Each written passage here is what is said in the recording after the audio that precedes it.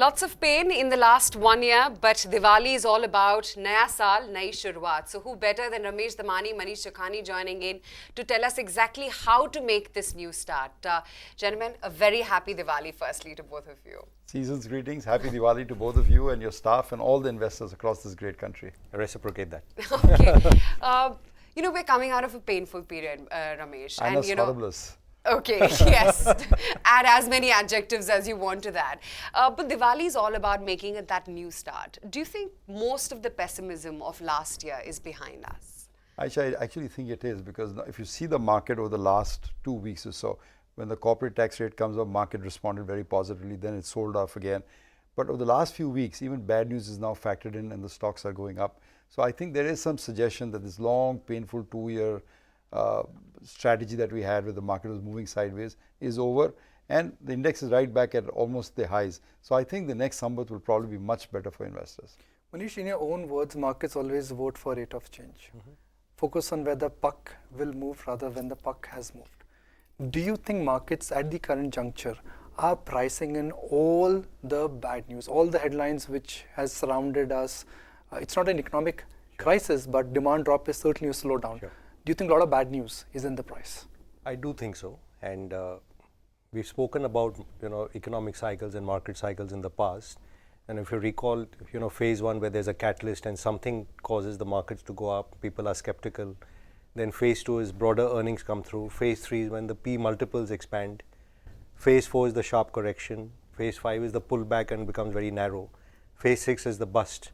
And what we call phase zero is when everyone is throwing everything at the problem. So the RBI will be cutting rates, the government will be cutting tax rates. Everyone and his uncle will be calling up to say, what can I do, what can I make, make this better. I think we are at that period. So certainly this bottom formation period, I think when we will look back next year and the year after, we will see 2019 as a very, very firm foundation being laid for the economy. And very much like the 2001-2 period, where you got a catalyst in the form of privatization, you got a catalyst in the form of some important commodity or some important sector taking off. I think that's what one would look forward to in the forthcoming Samvat. So I'm completely on board that, as Ramesh said, I think markets now fed up of being pessimistic and kind of looking ahead to better times ahead. Let me give you another example. In that same period, 2001-4 period, which was after the tech bubble had burst, there are two things that stood out. First, the PSU sector performed dramatically. It was up 600% the next 3 years. But the market at that time was only about tech. We were all focused on tech. And then Infosys came out with a very bad set of numbers, and even veterans like me thought the market was over now because Infosys came out with bad numbers. And that was the day the bull market started, because it started looking at other sectors and finding great values in those sectors. Cement, exactly. Yes. And the market moved on from there in the 2003 bull run that we had. So I think we are in a similar phase right now. I think the market is looking for new leadership. I think this great blue chip corporate governance stocks have held the market together as the flight to safety. But I think market will look for new stories, new action in the new year. Manish, where will those new stories come from? Because time and again, if you dig out data for the last 10 years, it's the same set of names which have done well. Quarter after quarter, it's an HDFC Bank or a Bajaj Finance or a TCS. Do you think time has come to move beyond these A-listers, so-called? So, well, I'm conscious that it's not appropriate for all retail investors to, do what we guys are up to.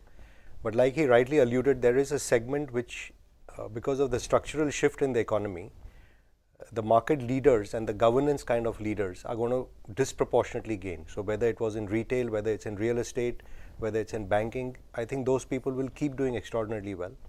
And if the economy is, in my view, going to go inevitably from 3 trillion to 5-6 trillion, you cannot still have an HDFC Bank at a sub $100 billion market cap. So in the context of where it can be, I think these will keep compounding, and despite so many cycles in the past 20 years, one learning I had was that some of these good companies keep compounding. So there's no reason to shift away from quality to something else. Having said that, on the other side of the market, there are companies which are intrinsically large caps, but have become mid caps by virtue of either the economic cycle or commodity prices and so on. We were just, for instance, speaking about a sector that I hate as well. But there is a 9 million ton steel company which is trading at a $1.5 billion market cap. Now, at some point in life, it has to go back to a 8 billion kind of valuation. And while there is a debt overhang today, over 2-3 years, as you get this repaid, you will look back and say, hey, there was a 4-5 bagger sitting there and we missed it. So there are enough things to do in the market, and I sent you all some data also ahead of the interview, where I showed you like 500 or 600, reasonable quality companies are down by at least 67% from the all-time high, and it extends all the way to 80-90.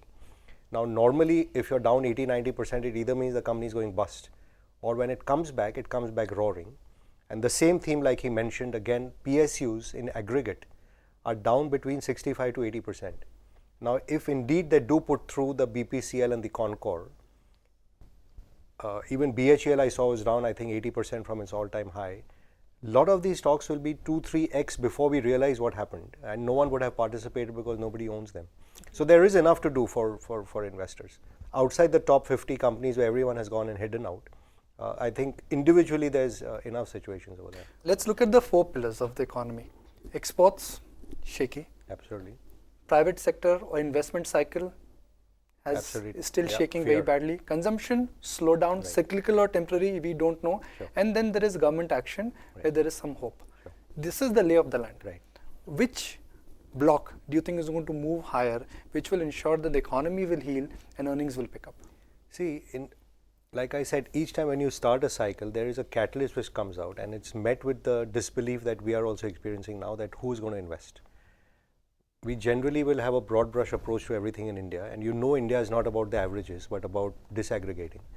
Even for example in the private sector, it's not like the cement people are not investing, and in fact even in steel, while the IBC code is throwing up opportunities there, it's not like people are not investing there, and they are already at I think 130-140 million tons of steel, and likely to be heading upwards.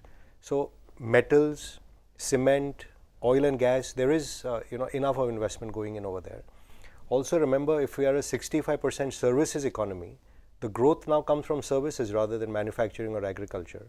And a lot of that investment actually happens in banks, it's happening in retail, it's happening in IT, it's transportation, logistics and so on. So it's not like the investment cycle is dead.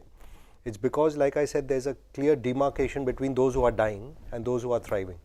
And so the average is showing you like a 5% print.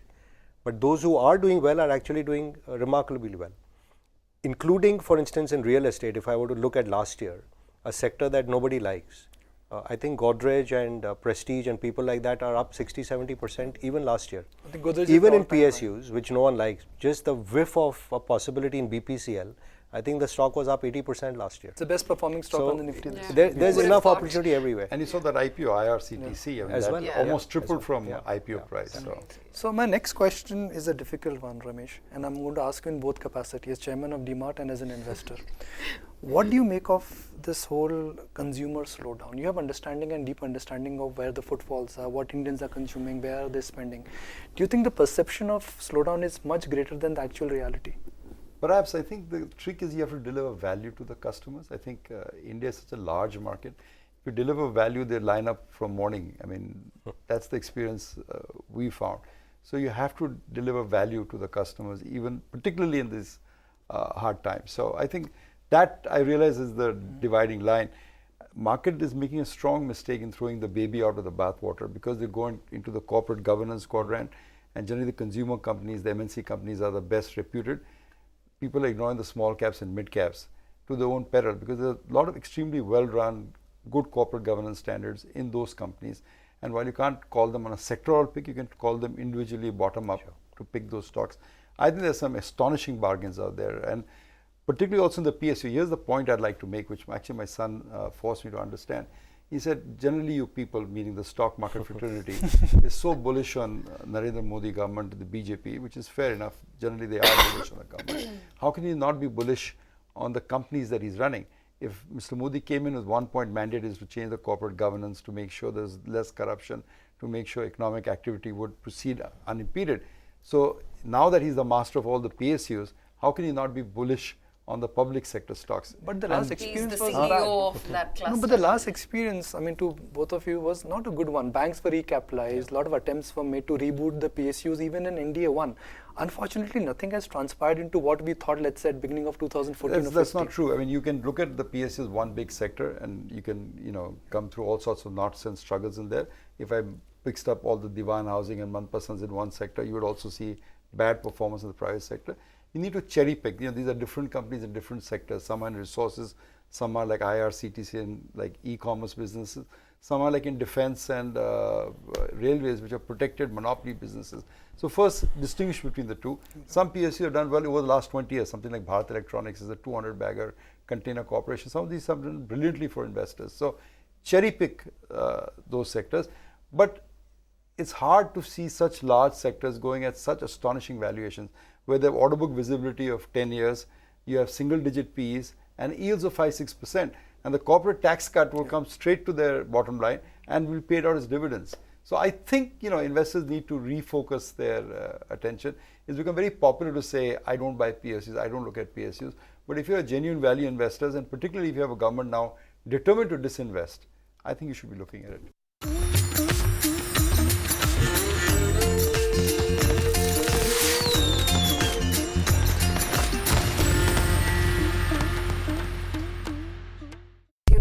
Walking the walk of shame, your DHFL, India Bulls, Yes Bank, add as many as you want.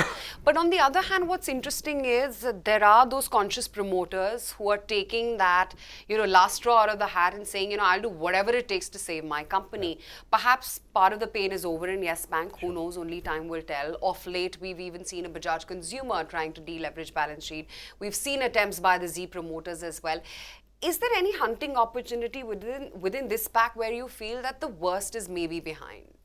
Or would you think don't be a cowboy? No, I mean, again, it's not for the average investor to Absolutely do. And not. it is a space that I look at personally because where there is a forced seller, where there is a debt holder who's selling because he has to cover and he doesn't have a view on the underlying asset, you occasionally get real gems at fabulous prices. Unfortunately, we can't kind of go into that over here. Sure. But some of those players where there is forced selling, the promoter intent is correct, the businesses are still robust. It becomes like we all grew up reading Warren Buffett, for example, the famous salad oil scandal of American Express. Yes. You get opportunities like that once in a lifetime, and there are some like that. I just referred somewhere else to, for instance, media, and because I'm involved, I won't talk about Z. But in aggregate, if I add up Z, Sun, and Network 18, that's 50% of eyeballs of India. And in aggregate, the market cap of these three is less than $7 billion. And these are free cash generative businesses. And it's not like OTT is going to take over the world tomorrow. Even today, with the problems that Netflix will have, what happens to the OTT world once Disney comes in and so on, we'll see. Two, what is the buying power of the Indian consumer to pay for this, and will television completely die? Do they deserve to be 6 times EV EBITDA, for example? When we are buying chemical companies now at 14, 15 times, I think there's a bit of travesty happening over there. So, like he said rightly, there are nuggets. There are some sectors, there are some companies which you go in, and if you can understand what's really going on there, it's very interesting opportunity. Stock की बात करें भी media की करें. Okay. Ramesh, this question repeatedly comes to us from our viewers and on various forums that Asian Paints, HDFC Bank, D-Mart, these are great businesses, but valuations are not on your side. Is that the right way of acknowledging it? Because here is one large India which has got created in last 2 or 3 years, and they were expensive stocks 3 years ago also, and they remain expensive stock. What should one do? I mean, these great businesses will never be available cheap. Well, let me tell you a story of a gentleman called Gerald Sai. He was the fund manager of Fidelity at that time, the go-go fund manager during the Nifty 50 era in America in 74, which was somewhat similar. Manish would attest to that. When you had 50 stocks that kept going up in market cap, multiples, Kodak, Coca-Cola, GE, Philip Morris, Avon, Polaroid. Yeah. All the run for the 5 years they ran while the market sank, these stocks kept holding up. And Gerald Sai was the fund manager who popularized the theory of, instead of doing value investing, he did momentum investing. He said you keep buying stocks no matter how expensive they are, because their growth ultimately will make sure that they become affordable. And like all good theories, it lasted for a while, and the pendulum swung the other way, and when the company is disappointed in earnings, stock fell 80-90% from the peak. I'm not suggesting that here, because I think there are some great quality companies in here, and we are moving from a very underbanked, underinsured area, from unorganized to organized. But clearly these kind of multiples probably will not be supported over a long period of time, because at some point growth will become challenging for these companies. But companies where you're moving from that unorganized to organized sector, for example, where people are still underpenetrated, I think the multiples remain lofty for a long period of time. But for mature businesses, I'm not sure that. Yeah, so I'll just pick up on that theme as well. So again, it's something we've spoken about in the past, that if you disaggregate India into 3 buckets, there's what I call the 2% of India, which is like Australia, and they have a third of GDP. Then there's 20% of India, which is like Philippines, which has a third of the GDP. And then there's 80% of India, which is like Sub-Saharan Africa, which has a third of GDP. Now, the normal case for India investing for consumers was that this 2% can expand 10x to become the 20%, and the 20% can expand 4x to become the 80%, and that gave you the terminal values when you draw up a DCF, for example. That's what classically most foreign investors would look at least on a nominal basis, if this country is going to go 11, 12, 13%, and if rates are that, if you discount it back, you get a crazy number at the end. The issue has been, like he said about his son as well, my son tells me as well, you've been investing for 30 years. Has there ever been a case where India surprised you on the upside? Because for 30 years, we've been waiting for this J curve of consumption to take place in India. And then you reach a sorry state where in 2020, we sell barely 3 million cars, of which 90% are one-box cars, the Marutis and the Hyundais, and we think the market is X-growth. By reference, China is at 27, 28 million cars, and the price point there is not a Maruti Alto, the price point is a Toyota Altis. So it's almost a 30x larger market than ours, and we've given up hope already on what will happen.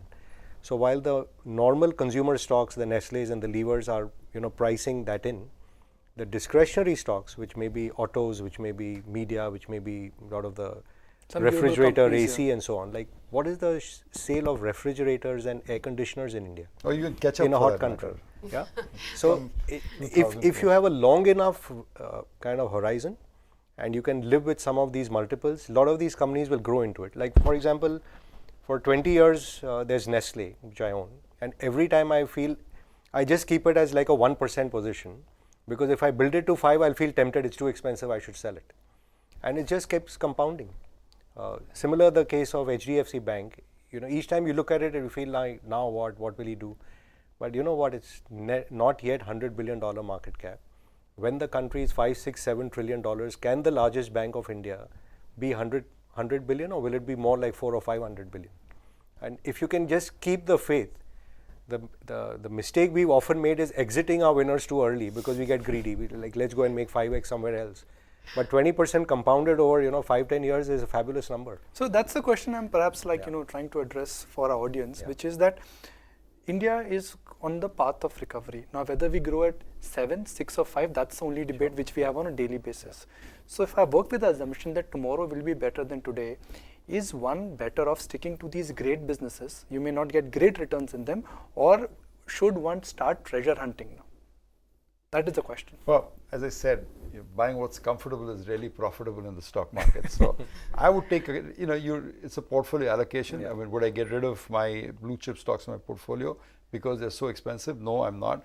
But the additional money that I'm putting in some unloved, ignored sector, because that gives me that alpha that I'm looking for.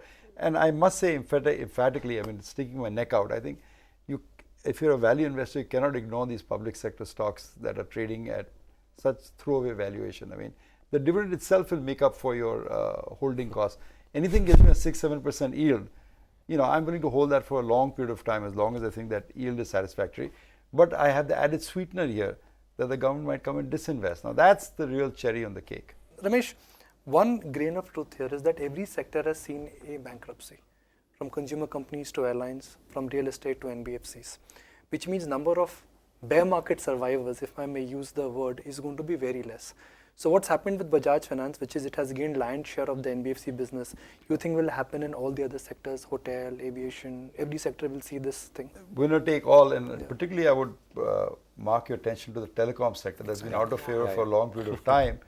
There may be 2.25 players left in the telecom market, and there's only one pure play, and they will have pricing power. So I think those are the sectors you should start looking at, also to look for accretive returns. So what is there on your radar in terms of a sector where disruption has happened and now the survivors will become disproportionate beneficiaries? Well, telecom and media. I think telecom just stares at you in the face. They're 2.25 players literally left in India, and at some point the ARPU will have to start going up. You'll have to pay a bit more. And as one of my wiser friends told me that India mein roti kapda makan, now you add telecom to that. You cannot survive without telecom in India.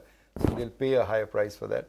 So, and those sectors have been beaten down so badly. So I think there will be a re-rating of ARPU, re-rating of stock prices, some pricing power come in and there. I think airlines are still going through sluggish, but the same thing, the same economics are playing out. I mean, this business is going to do well. Media, particularly content owners, you know, those who survive. And that's why I said that if the whole bet in telecom, the hundreds of billions of dollars have gone there, is for broadband, and you can buy the content guys at 6 billion, and they are the ones who know how to manage it. I'm glad the conversation is moving towards media. I have no complaints with that. That'll be a happy Diwali for all of you. We'll be begging you for time, you know, in a few years. No. So the new disruptors will come from the obvious names, you're saying. You don't have to. So, unfortunately, so this is why my son now spends a lot of his time building his own business, and he's largely doing it outside India. Is in India we have found the propensity for disruption to be very limited because it's a cut copy. So a Flipkart will copy an Amazon, Oyo Rooms will copy an Airbnb. There is nothing fundamentally new coming out of here. And our ecosystem is not yet wanting to fund what Peter Thiel will call a 0 to 1. We will take the 1 to 100 and say, you know, I can replicate this, but the 0 to 1 isn't happening here. And when you look outside in the world, for example, in the US, just the top 4 companies, Amazon, Microsoft, whatever, they are $4.5 trillion of market cap, more than twice of ours. In China, if you take the Baidu, Alibaba, Tencent kind of triad, that's already $1.5 trillion, which is equal, you know, almost equal to kind of our non-public sector market cap. That level of innovation, disruption, market opportunity doesn't seem to be available here because people start on a cost basis. So I'll create something, and when I go to the buyer, he says, I'll give you, 10% more than your cost, and matter ends there. Whereas even in communist China, the government in a sense allowed these companies to grow and make crazy profit. And Nilkant Mishra makes the point very well that he says in these countries they socialize the losses and privatize the profits. Whereas it's the reverse in India. That we have, even if I'm trying to create the coastal road, I'm trying to create the metro, there's so many guys jumping that you're just stalling the development of where this country should be heading. So the disruption doesn't come that easily and that fast in our country, unfortunately. And when it does, we just compete it down to kind of profit level of 0. So it'll be consumption, it'll be financials, the usual suspects. I would think so. But anyway, so we're calling it Naya Saal Nayi Shuruaat. I want to ask both of you, what is it personally that you're doing? Something new that you're starting this year, a resolution, anything, health, fitness, happiness, whatever it is. Every year perennial, it's about fix your health. Still haven't. Always, but I've been blessed with 2 grandchildren, so I want to spend more time with them. It's the best return on my investment. So I'm going to really enjoy that, I think, the next year. So Manish has started singing, Ramesh has started baking. I don't know what's coming next now. Nikunj, catch up. Baking and babysitting now. Yes. Okay. So we're going to wind it up then on this edition of Samvat 2076. Thank you so much for watching.